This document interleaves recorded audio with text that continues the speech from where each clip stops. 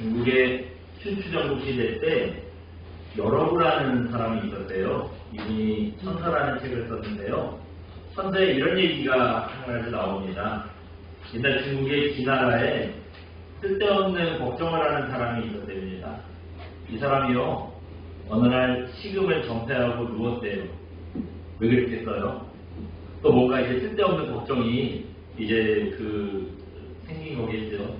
그 소식을 듣고 친구가 얘가 또 이번에는 무슨 걱정 때문에 알아누웠을까 또 걱정이 돼서 찾아갔대요. 친구를 보자마자 끙끙 앓면서 이렇게 물어본대요. 이보게, 내가 가만히 생각해보니 하늘이 무너질 것 같아. 하늘이 무너지면 어떡하지? 너무 황당하잖아. 하늘이 무너질 리가 있나요? 아니, 하늘이 무너지다니 절대 그런 일 없을 거야. 걱정하지 말고 빨리 밥 먹고 일어나게 그랬대요. 그랬더니 깜짝 놀라면서 하늘이 무너지지 않는다고? 그러면 땅이 무너진다는 소리인가? 땅이 무너지면 어디로 피해야 되지? 참, 이 친구 때문에 하늘만 무너질 걱정이 있었는데 이제 땅까지 무너질 걱정이 생겨서요, 완전히 알아누웠다는 거예요. 여러분, 이렇게 어처구니 없는 일이 어디 있습니까? 여러분가 쓴 천서라는 책에서요, 이렇게 쓸데없는 걱정과 두려움에 빠진 일을 사자성어로 이렇게 얘기했어요. 한번 보여주시겠어요? 저 밑에 하면 이거 뭐라 그러는데요? 기인지우, 기나라 기, 사람인, 갈지, 걱정우. 그래서 뜻이 뭐래요? 기나라 사람의 쓸데없는 걱정. 이거를 줄여서 우리말로 뭐라 그러냐면요, 기우라고 했어요. 여러분, 기우라는 말 있잖아요. 우리말의 기우가 저희에게서 유래된 말이라고 해요. 두려움은요, 여러분, 저렇게 말씀드렸던 쓸데없는 두려움이 있는 반면에 또 꼭 가져야 되는 두려움이 있습니다. 두려움이라고 무조건 나쁜 건 아니에요. 두려움이 두 가지가 있는데, 깨져서? 예. 네. 우리 방금 말씀드린 기나라 사람의 두려움은요, 우리 인생을 아무것도 할 수 없게 만드는 정말 쓸데없는 두려움이죠. 여러분, 무슨 일을 시작하기도 전에 망할까봐 두렵고, 안 될까봐 두렵고, 도대체 안 되는 일만 생각나는 거예요. 이래가지고 무슨 일을 할 수 있겠어요? 그러니까 이런 두려움은 정말 쓸데없는 두려움이죠. 반면에 여러분, 살면서 꼭 필요한 두려움도 있습니다. 어떤 두려움이냐면요, 공직에 있는 사람들은 국민을 두려워해야 합니다. 장사하는 사람들은요, 손님을 두려워해야 돼요. 그 목사는, 저 같은 목회자는 누굴 두려워해야 될까요? 네, 당연히 하나님이죠. 근데 여러분, 성도님들도 좀 두려워해야 되더라고요. 목회자가 하나님이 아니라 성도님을 두려워한다는 말이 조금 이상하게 들리실지 모르겠는데요. 제가 한 15년 넘게 목회를 해보니까 그렇더라고요. 목회자가 너무 성도들 눈치를 안 보면요, 사람이 이상해져요. 목회자답지 못하고 독불장군처럼 되고 잘못된 길로 결국에는 빠지게 돼 있더라고요. 우리나라에 문제를 일으키는 많은 목사님들이 있습니다. 이것 때문에 좀 하나님의 영광을 가지고 부끄러운 일이 있는데, 그분들이 대부분 그래요. 제가 뭐 그분들을 개인적으로 잘 알지는 않지만, 근데 그런 성향의 분들을 좀 만나보면 성도들은 너무 아무렇지도 않게 생각해요. 너무 아무렇지도 않게 생각하고 이 성도들에 대해서 겁이 없어요. 그러니까 지 맘대로 막 하는 거죠. 지 맘대로 막 하는 게 옳은 일이 나올 수 있겠습니까? 특히 한국교회는 목회자를 존중해주고 섬겨주는 문화가 있잖아요. 그렇다 보니까 성도들 눈치 너무 안 보면 목회자가 하나님보다 더 높아질 가능성이요, 상당히 큽니다. 상당히 커요. 실제로 그런 분들도 있고요. 네. 그래서 목사가, 제가 목회를 해보니 성도님들 눈치를 좀 봐야 자기 좀 삶이 절제가 되더라고요. 그래서 목회자가 성도들 눈치 좀 봐야 돼요. 이처럼 여러분, 꼭 필요한 두려움은요, 우리를 잘못된 길로 빠지지 않게 하고 바른 길로 가도록 붙들어주는 순기능이 있습니다.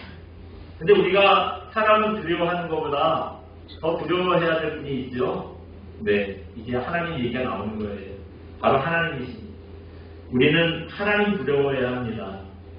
여러분, 사람을 두려워하고 사람들 눈치만 봐도 바른 길을 갈 수 있다는데, 우리가 하나님의 눈치를 보고 하나님을 두려워한다면 얼마나 더 바른 길로 잘 갈 수 있겠어요. 그래서 예수님께서 마태복음 10장 28절에 이런 말씀하십니다. 한번 보여주시겠어요? 같이 한번 읽어봅니다. 마태복음 10장 28절 말씀. 몸을 죽여도 영혼은 능히 죽이지 못하는 자들을 두려워하지 말고 오직 몸과 영혼을 능히 지옥에 내려가실 수 있는 이를 두려워하라. 아멘. 여러분, 사람이요, 아무리 무섭고 대단한 사람이라고 그래도 여러분, 뭐 아무리 겁주고 심지어 죽인다고 해도요, 그건 목숨뿐이에요. 물론 우리가 목숨을 잃는 게 작은 일은 아니죠. 목숨 잃으면 다 잃은 것 같지요. 근데 사실 가만히 생각해보면 어차피 한 번은 죽잖아요. 사람이 뭐 목숨 내는 거 말고는 어떤 사람이 겁을 줘도요, 우리에게 더 큰일이 일어나지 않는 거예요.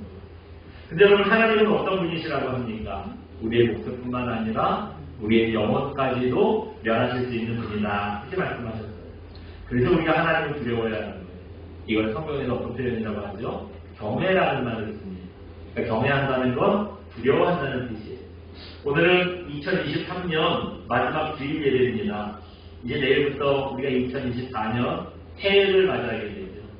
이 새해를 맞이하면서 우리가 어떤 삶을 살아야 될까요? 오늘 드리고 싶은 얘기 이겁니다. 한번 보여주시겠어요? 네. 같이 한번 읽어봅니다. 2024년 새해에는 하나님을 경외하는 새해가 되어야 합니다. 우리 새해는 어떤 해가 되자고요? 예, 2024년 새해는요, 여러분 1년 내내 그냥 그 작심 3일이라고 한 3일만 그러지 마시고요. 1년 내내 하나님을 경외하는 해가 되시기를 바랍니다. 사실 하나님은 우리가 이렇게 바짝 엎드리고 두려워할 만한 분은 아니에요. 왜냐하면 여러분, 하나님께서 우리를 얼마나 사랑하십니까? 속생성자 예수님까지도 우리를 위해서 십자가를 지시도록 내주실 정도로 우리를 사랑하시는 분이에요. 그렇게 뜨겁게 우리를 사랑하시는 분을 우리도 사랑하는 걸로 맞아야지, 뭐 바짝 쫄아가지고 겁나하고 두려워하고 이건 아니잖아요. 이게 이 성도다운 모습은 아닐 겁니다. 근데 여러분, 우리의 신성을 한번 생각해 보세요. 우리가 어떤 사람들이죠? 우리의 제약된 신성은요, 통제하는 장치가 없으면 하나님을 우습게 생각합니다. 하나님은 아무것도 아니라고 생각하고 하나님을 마음대로 함부로 대하게 돼 있어요. 역사가 그걸 보여주고 있고요. 여러분, 우리 창조 보면 알 수 있잖아요. 여러분, 하나님을 경외하는 마음이 없으면 행동이 좀 조심스럽던가요? 제가 아까 성도님들을 두려워해야 된다고 그랬잖아요. 그 똑같더라고요. 성도님들을 두려워하고 눈치를 보지 않으면 목사가 맘대로 막 주맘대로 하는 거예요. 막 헌문도 막 주맘대로 갖다 쓰고 하기 싫으면 한다 만다 뭐 그냥 여러분께 속이기도 얼마나 좋아요. 거룩한 척하고 앞에서만 잘하고 뒤에 가서 무슨 일을 해도 여러분 모르잖아요. 앞에서 그냥 쓴 것만 보고 여러분 제가 잘하는 줄 알 거 아니에요. 근데 하나님도 마찬가지예요. 예배 때만 잘 나와서 앉아있으면 11조만 잘하면 내가 하나님 앞에 한 일 다 하고 있다라고 생각하시잖아요. 근데 여러분, 하나님 두려워하지 않아서 하나님 없는 것처럼 생각해가지고 세상 나가서 어떻게 삽니까? 그 모습들이 다 하나님을 두려워하지 않기 때문에 그런 것이죠. 그게 우리의 제약된 본성이에요. 하나님을 두려워하지 않으면 우리가요, 함부로 막 살게 돼 있습니다. 그래서 하나님은 사랑의 하나님이 맞지만 우리는 그런 하나님을요, 당연히 사랑해야 하고요, 동시에 경외하고 두려워할 줄 알아야 합니다. 그게 우리가 바른 신앙의 길을 가는 방법이에요. 그래서 오늘은 하나님을 두려워해야 한다는 것, 경외해야 한다는 것에 대해서 잠시 말씀을 좀 나눠보겠습니다. 오늘 우리가 읽은 본문의 내용이 이렇습니다. 요셉이, 야곱의 아들 요셉이요, 여차저차해서 애굽의 총리가 됐어요. 근데 그때 중동에 7년 동안 큰 흉년이 듭니다.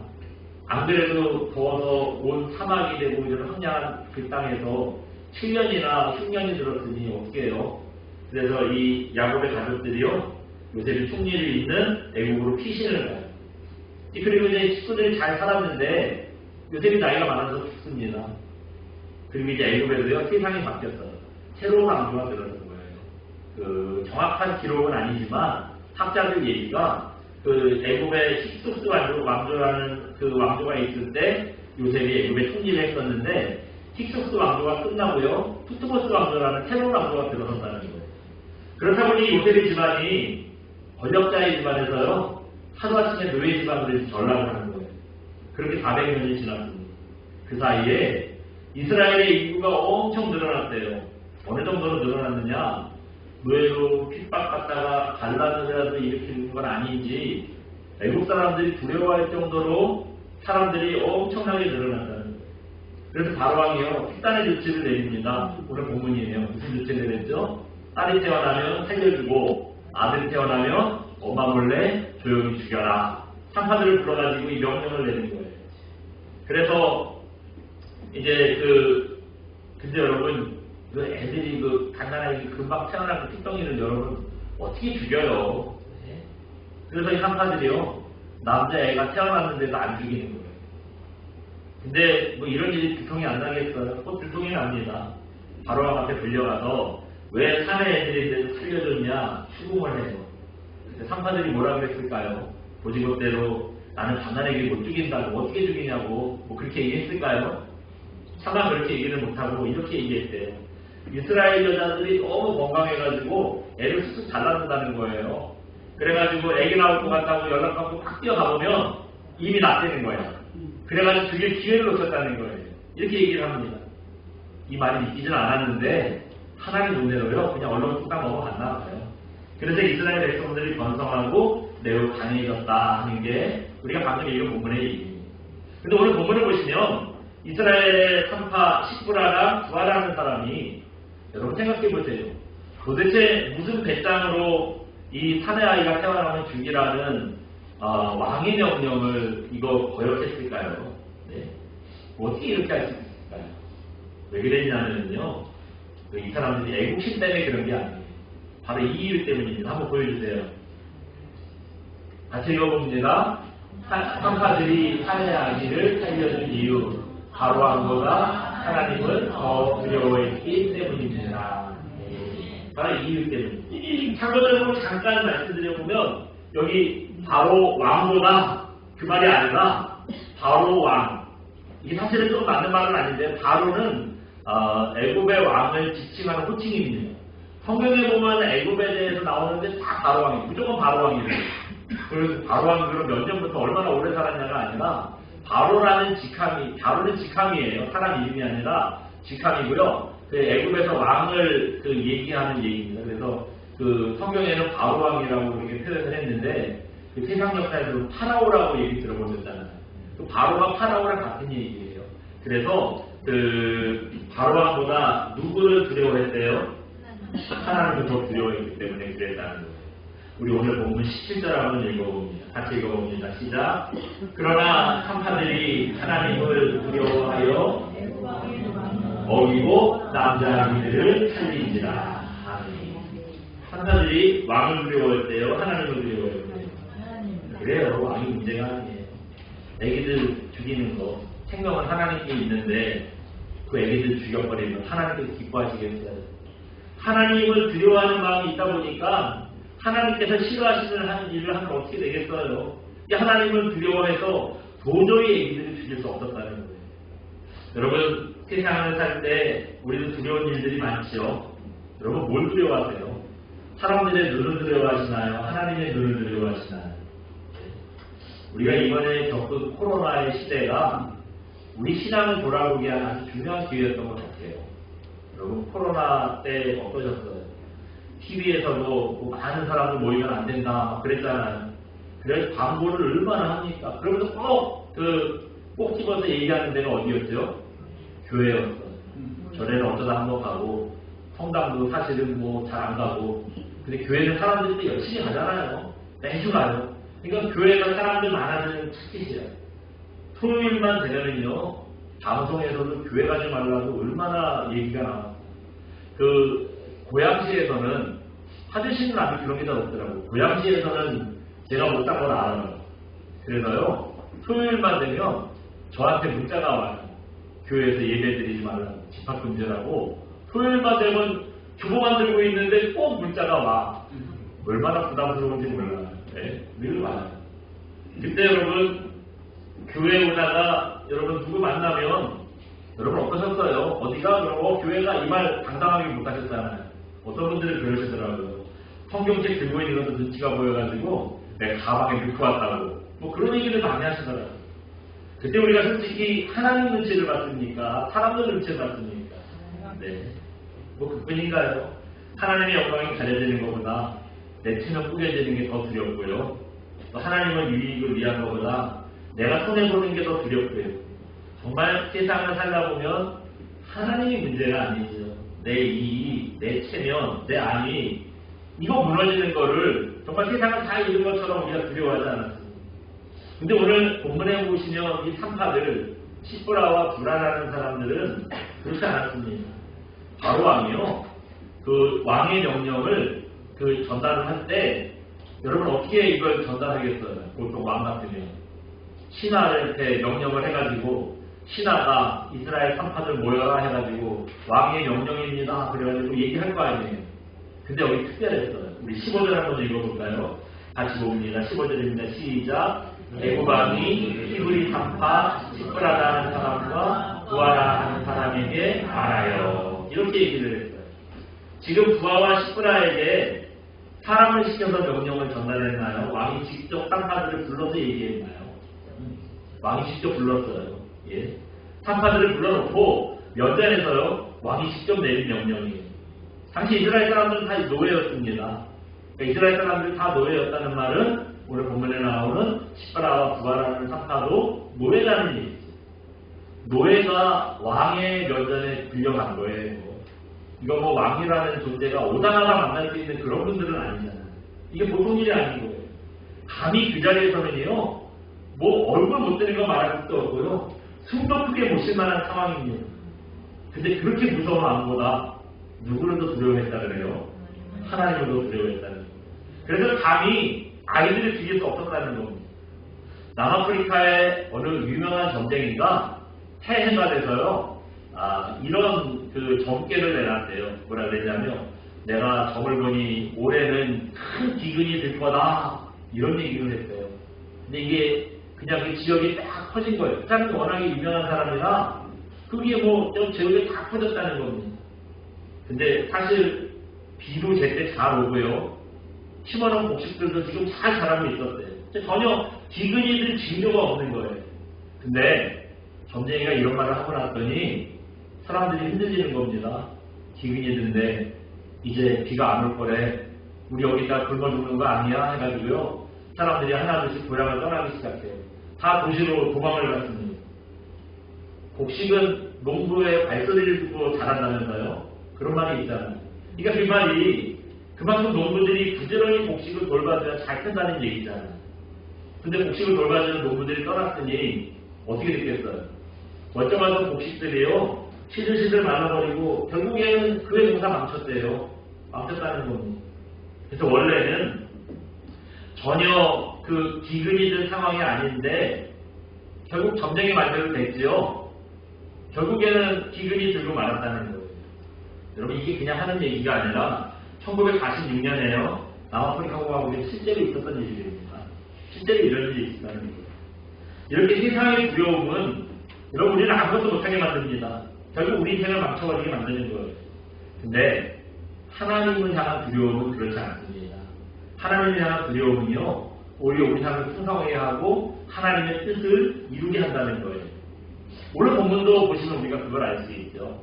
오늘 본문 20절 보면 하나님을 두려워했을 때 어떤 일이 일어났느냐를 우리가 볼 수 있어요. 우리 20절 한번 읽어봅니다. 함께 봅니다. 시작. 하나님이 그 산파들에게 은혜를 베푸시니 그 백성은 건강하고 매우 강해지니라. 아멘.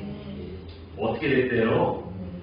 예, 하나님께서 은혜를 베푸셨대요. 그래서 이스라엘 백성들이 번성하고 애망하는 게 아니에요. 그 다음 뭐라 그래요? 매우 강해졌다. 이렇게 얘기합니다. 하나님께서 이 이스라엘 백성들의 조상인 아브라함에게 한 400여 년 전에 이런 약속을 해주셨어요. 하늘의 별과 같이 바다의 모래같이 네 자손을 많게 해가지고 한 민족을 이루게 해주겠다. 이런 약속을 주셨잖아요. 근데 여러분 그 약속이 이루어졌나요? 안 이루어졌나요? 네. 그 백성이 번성하고 매우 강하여졌더라 그랬잖아요. 노예민족인데요. 주인들이 두려워할 정도로 번성하고 강해졌다면 하늘의 별과 같이 바다의 모래같이 큰 민족을 이루게 해주겠다는 하나님의 약속이 여러분 이만하면 이루어진 거죠. 이만하면 이루어진 거예요. 어떤 사람들은 그렇게 생각해요. 하늘의 별과 같이 뭐 큰 민족을 이루겠다고 하는데 아브라함부터 그러면 그 다음 자식부터 뭐 예를 들어 500명 나와가지고 한 민족 갑자기 이루어질 수 있을 거라고 그렇게 안 했다고 하는데 어떻게 그렇게 해요? 처음에 그게 안 되지만 차근차근 대를 이어가면서 이루어지는 겁니다. 결국에 400여 년 지났을 때 하나님의 그 약속이 이루어진 거예요. 만약에 하나님을 두려워하지 않고 바로왕을 두려워해서 정말로 애들이 태어나자마자 남자애들이었다면 애들을 다 죽였다면 어떻게 됐을까요? 네, 하늘의 별과 같이 바다 모래같이 많은 자손을 주겠다는 하나님의 약속은 물 건너가는 거죠. 몰라요. 하나님은 뭐 능치 못하시는 분이 뭐 없는 게 없는 분이기 때문에 뭐 다른 방법을 써가지고 하실 수도 있겠지만 그냥 단적으로 생각해 보면 만약에 그때 하나님보다 바로왕을 두려워했다면 이 약속이 이루어지지 못했을 거예요. 근데 사람이 아니라 하나님을 두려워했기 때문에 이 산파들은요 하나님의 뜻을 이루는데 쓰임받는 인생이 됐다는 겁니다. 여러분 우리도 마찬가지예요. 전쟁 얘기 들었다가 멀쩡한 놈만 다 막치고 겁먹고 다 망친 것처럼 세상의 두려움은요 우리에게 유익이 하나도 없어요. 그냥 똘보가 돼가지고 우리를 아무것도 못하게 만들 뿐입니다. 그러나 하나님을 두려워한다면 그렇지 않습니다. 내가 의도하지 않더라도요 나도 모르는데 하나님의 뜻을 이루게 돼요. 오늘 본문의 산파들이 그 사내아이들을 죽이지 않는 게 하나님의 뜻을 이루는 거다, 그 약속을 이루는 거다 알았을까요? 몰랐잖아요. 이 산파들이 했던 일은 하나님을 경외했을 뿐이에요. 근데 그 일을 통해서 하나님의 뜻을 이루게 되지 않습니다. 그뿐 아니에요. 아까 읽었던 20절에 뭐라 그랬어요? 사람들만 많아질 뿐만 아니라 더 강하여지니라 그랬어요. 우리 인생이 여러분 많다고 좋은 건 아니에요. 작아도 얼마나 강하냐 질이 문제지요. 근데 하나님을 경외하게 되면 양으로도 성장할 뿐만 아니라 질적으로도 성장하게 돼 있다는 거예요. 그래서 여러분 하나님을 경외할 때 우리 인생 강해질 수 있습니다.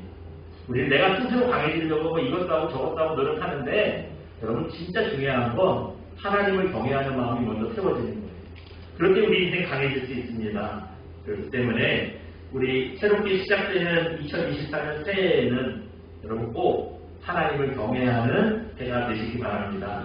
그래서 우리가 그저 하나님을 두려워하는 것에 우리가 겁먹는 게 아니라 하나님의 은혜로 이 한 해 동안 풍성한 삶을 누리고 더 강해지시기를 주님의 이름으로 축원드립니다.